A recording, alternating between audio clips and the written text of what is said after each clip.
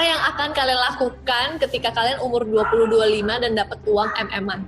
Over jumawa, terlalu sombong bahwa kita anak muda yang sudah sukses, itu sebenarnya yang paling menyebabkan hancurnya emas gitu loh.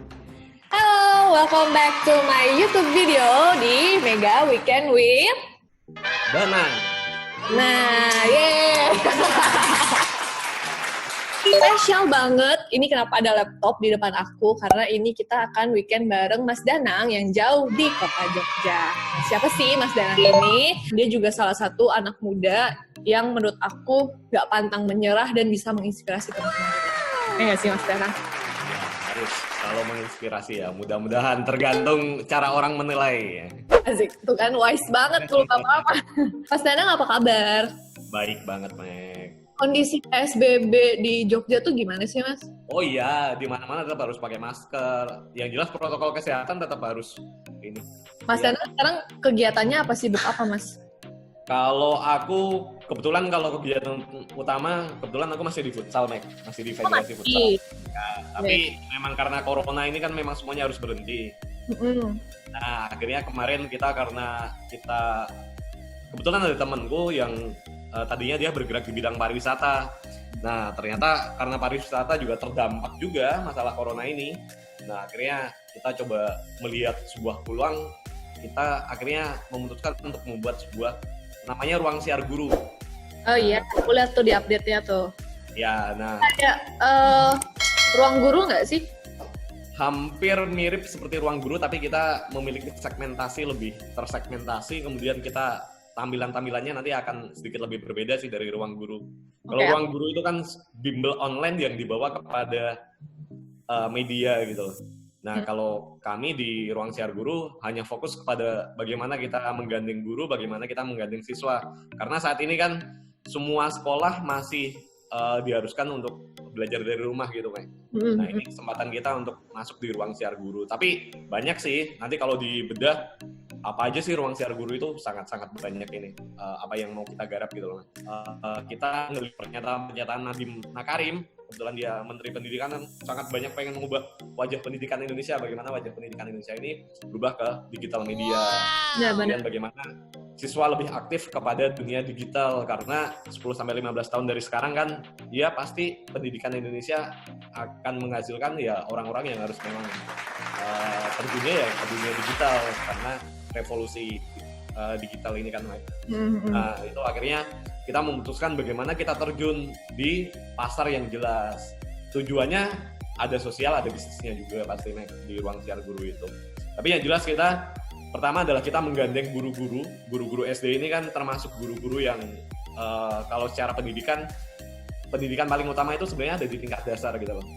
Di umur 6 tahun sampai 12 tahun ini adalah bagaimana dasarnya Indonesia sebenarnya ada di sana gitu loh. Nah, kemudian bagaimana kita menggandengnya, saat ini guru-guru itu banyak yang belum bisa memakai sebuah teknologi. Oke, setuju. Ya, dan menciptakan teknologi, bagaimana mereka membuat YouTube pun rata-rata mereka masih sangat lemah gitu loh. Terus kenapa kita mengambil segmen SD dan YouTube? Nah, saat ini anak-anak kecil itu rata-rata kalau di rumah nontonnya ya mereka bukannya dua, kalau nggak YouTube, games. Kan cuma dua itu yang dipegang sama anak-anak. Jadi tadi kenapa kita mengambil sisi YouTube yang kita ambil, karena itu yang paling dekat dengan siswa saat ini dan dekat dengan orang tua gitu loh. Aku mau tanya Mas Danang. Ya. Nggak kapok? Nggak kapok bisnis? Ya sudah pilihan gitu loh. Ya, Mas Danang udah berbisnis dari umur berapa Mas waktu itu? Aku pertamanya bikin I.O. itu di 2009, Mek. Itu dengan nama I.O.-nya aja apa? Apa? Sebut dong nama I.O.-nya apa? Namanya Putih Abu-Abu Production. Nah, ini memulai tahun 2009. Sebenarnya sangat banyak sih usaha-usaha yang pernah aku bikin. Banyak gagalnya daripada berhasilnya gitu loh. Ya, I know the story. Mungkin Mas Danang mau share juga buat teman-teman story perjalanannya si Putih Abu-Abu Production ini seperti apa? Oke. Di tahun 2009 itu modalnya dari mana Mas Danang untuk ya, jadi dulu aku pertama kali pengen berbisnis itu karena pertama aku seneng olahraga gitu loh, Mek. Jadi dari aku senang olahraga, dan waktu itu di zaman SMA itu sekolahku itu kalau di Jawa Barat, aku sekolah di SMA Terintas itu juara namanya DBL. Anggapannya masih kayak organisasi kampus gitu loh. Jadi kita tiap ketemu kita patungan 5.000. Itu buat ngumpulin modal untuk bikin event pertama tuh. Nah, itu 5.000 berapa orang? Itu waktu itu pertama kali itu ada 13 orang tuh yang tergabung di Putih Abu-Abu Futsal pertama itu. Okay. Itu 13 orang dengan ya kayak bikin kepanitiaan di kampus itulah, di SMA di kampus-kampus. Jadi ketuanya siapa, bendaharanya siapa. Nah, itu kita patungan 5.000. Nah, kemudian event bisa berjalan, ternyata penontonnya rame. Oh ya? Iya, itu dia yang di pertama itu. Nah, kita waktu itu udah seneng banget bisa untung itu, ya untung 3 juta lah.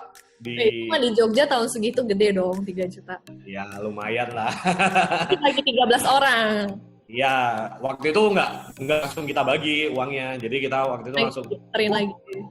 Iya, ternyata menarik nih. Akhirnya kita bikinin kaos atau apa. Nah, itu pertama kali seperti itu. Tapi ternyata habis itu nggak mudah. Banyak lah intriknya.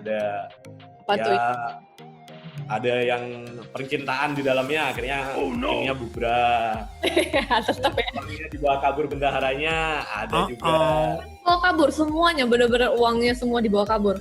Iya, jadi kita tahun habis Putih Abu-Abu Futsal kedua tuh, kita untuk yang pertama 3 juta. Nah, ternyata uangnya udah dibawa nih sama si bendahara. Nah, sudah mau DP kantor, ternyata ya itu menghilang semua. Ya sudah akhirnya. Itu yang kedua gitu. Ketika uang dibawa kabur, terus yang kalian lakukan apa, Mas? Ya, waktu itu sempat coba menghitung kira-kira berapa gitu. Tapi akhirnya karena orangnya juga sudah menghilang, ya mau bagaimana lagi. Akhirnya ya udah kita ya terima semua waktu itu. Jadi memang tidak ada langkah-langkah ke hukum gitu, nggak ada gitu. Walaupun ya lumayan lah waktu itu uangnya.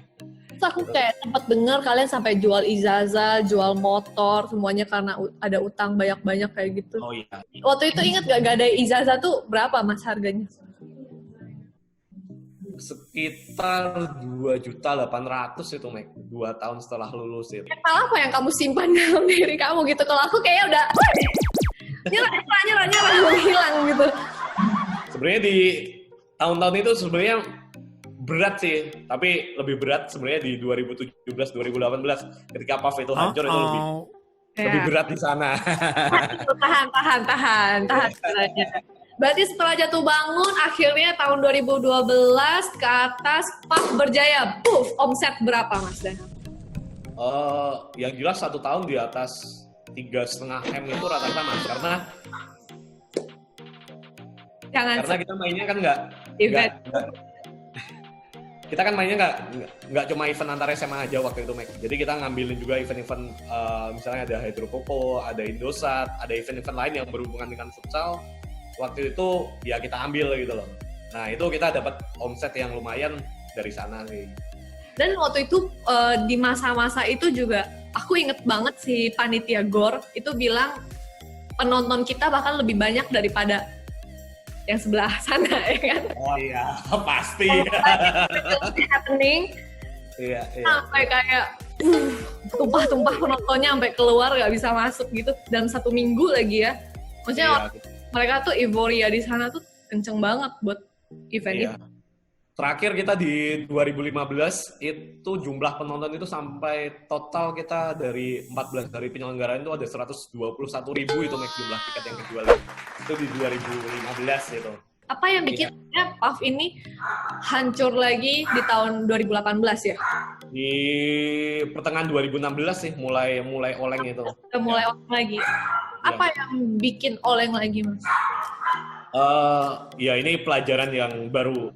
Akhirnya setelah melewati itu semua baru didapat itu. Yang pasti dulu ketika muda, namanya jiwa muda ya, anak muda, itu pasti kita lebih banyak termakan oleh nafsu lah. Jadi namanya anak muda itu kalau punya uang ya pengennya hura-hura. Ya kita merasa sudah wah, sudah oke, tapi padahal itu belum. Kita belum apa-apa gitu. Tapi karena kita waktu itu sudah sombong, sudah apa segala macam, ya akhirnya diambil semua lah. Apa yang sudah kita bangun itu loh. Nah itu ya yang pasti karena kita ya over jumawa, terlalu sombong bahwa kita anak muda yang sudah sukses, itu sebenarnya yang paling menyebabkan hancurnya PAF gitu. Itu. Jadi di sisi lain memang ada kejadian-kejadian yang memang mendukung untuk terjadinya kita akhirnya harusnya mundur terlebih dahulu. Itu sebenarnya itu. Tapi yang paling utama adalah ya anak muda yang merasa sudah sukses, merasa sudah memiliki segalanya, akhirnya kesombongan itu. Nah, kesombongan itu yang menjatuhkan kita itu. Itu sebenarnya. Itu umur berapa waktu itu, Mas? Bisa itu, miliar-miliaran itu di umur berapa waktu itu? Di miliar-miliaran ya, kelahiran tahun 91 berarti ya sekitar umur 20 sampai umur 25-an itu, Mek. Guys, apa yang akan kalian lakukan ketika kalian umur 20-25 dan dapat uang MM-an? Komen di bawah. Tapi maksud aku kayak gak apa-apa sih, semua apapun rencananya kita pasti akan ada masalah-masalah di dalamnya. Tinggal apakah kerikil itu besar, apa kecil, dan gimana cara kita bangkit lagi, ya nggak sih? Kayak kalau misalnya Mas Danang terus sukses, ya itu tadi, sombongan tetap berlanjut. Wah iya. Juga pasti dengan masalah Mas Danang jadi tahu apa yang harus dilakukan ke depannya. Pilih tim lagi ya kan? Ya, aku cukup bersyukur karena aku justru jatuh di waktu itu gitu. Jadi aku bukan jatuhnya ketika ya siapa sih yang nggak pengen tambah besar gitu loh. Nah, untungnya aku jatuhnya ketika di usia segitu, jadi sudah merasakan kalau sekarang mulai berpikir sekarang tentu akan lebih hati-hati, akan lebih melihat semuanya gitu. Dan waktu itu yang paling utama adalah aku banyak meninggalkan Tuhan gitu loh. Jadi ketika sukses itu kan aku banyak meninggalkan Tuhan, bahkan ya ketika aku terjatuh pun aku banyak meninggalkan Tuhan gitu loh. Tapi ketika ternyata aku dekat sama Tuhan, ternyata semuanya dipulihkan gitu loh. Walaupun ya pelan-pelan semuanya ditata dengan lebih baik ya, sampai detik ini akhirnya ya aku malah bersyukur akhirnya aku pernah jatuh gitu, Mek. Kalau aku nggak jatuh, aku nggak akan menjadi dewasa, nggak akan memandang sebuah hidup hanya dari sebuah kesenangan saja, hanya dari sebuah kesuksesan saja, dan memandang hidup tidak hanya sekedar uang gitu loh. Kalau dulu kan yang dikejar sama teman-teman yang ada di PAF kan uang gitu loh. Sukses, bangkrut, dan apa yang sekarang memotivasi Mas Danang itu bangkit lagi? Butuh waktu berapa lama Mas Danang untuk proses menuju bangkitnya sekarang dengan program dan bisnis baru lagi gitu? Iya, untuk pulih butuh sekitar 2 tahun gitu, dan lebih ke cara pandang hidup sih, cara memaknai hidup gitu. Kalau dulu kan aku nggak pernah istilahnya punya uang tapi nggak pernah sosial, nggak pernah apapun. Nah sekarang bahasanya itu memberikan balik untuk Tuhan, untuk masyarakat gitu. Ya, jadi sekarang ya fokus hidupku bagaimana aku ya berkenan sama Tuhan. Kemudian yang kedua ya aku lebih banyak aku bekerja, aku ya tetap di dunia futsal sih, karena aku mendapatkan akses di sana, akhirnya aku dapat uang dari sana. Tapi kalau dulu kan aku fokusnya adalah bagaimana uang ini membesarkanku, tapi sekarang enggak, aku ya lebih banyak mengurusi anak-anak di Pandi. Di sana aku lebih menemukan kebahagiaan gitu loh, bahwa hidup tuh bukan hanya sekedar untuk mencari uang. Jadi si ruang siar guru, apakah itu mimpi seorang Danang? Sebenarnya di ruang siar guru ini yang aku cari adalah aku bisa bertemu dengan guru-guru, aku bisa sharing dengan mereka bahwa cara mendidik anak yang hanya mengejar nilai itu salah gitu loh. Bahwa sebenarnya bagaimana karakter yang dia harus bangun, kemudian lebih kepada otak kanan yang harus dibangun, karena itu berkaitan dengan daya juang hidup gitu. Nah, itu yang pengen aku sampaikan di ruang siar guru ini, walaupun aku tidak kepada siswa tapi aku melalui guru-guru aku bisa menyampaikan itu. Pendidikan di Indonesia harusnya memunculkan minat dan bakat dari dalam diri pribadi. Kalau kita senangnya bola ya kenapa kita harus belajar ya segala macamnya. Misalnya kayak gitu. Benar. Nah, seperti itu. Jadi lebih banyak kepada pengabdian dan keresahan, dan aku mendapatkan panggung di ruang siar guru ini. Oke. Sukses Mas Danang buat segala proyekannya. Oke guys, gimana hari ini ngobrol-ngobrolnya? Semoga teman-teman yang lagi nonton juga terinspirasi Semoga konten kita berfaedah. Jangan takut untuk memulai sesuatu, dan ketika kalian menemukan masalah sampai bangkrut pun jangan menyerah, karena justru perjalanan itu baru dimulai ketika kamu pernah jatuh ya Mas Danang ya. Bener banget. Kalau nggak jatuh nggak akan tahu namanya hidup. Tapi jangan jatuh juga, belajar dari yang lain. Jatuh juga, kita mendoakannya semua tetap lancar ya kan. Oke. Thank you sekali lagi Mas Danang. Siap, iya, makasih. Sampai jumpa di konten video Mega berikutnya. Happy weekend!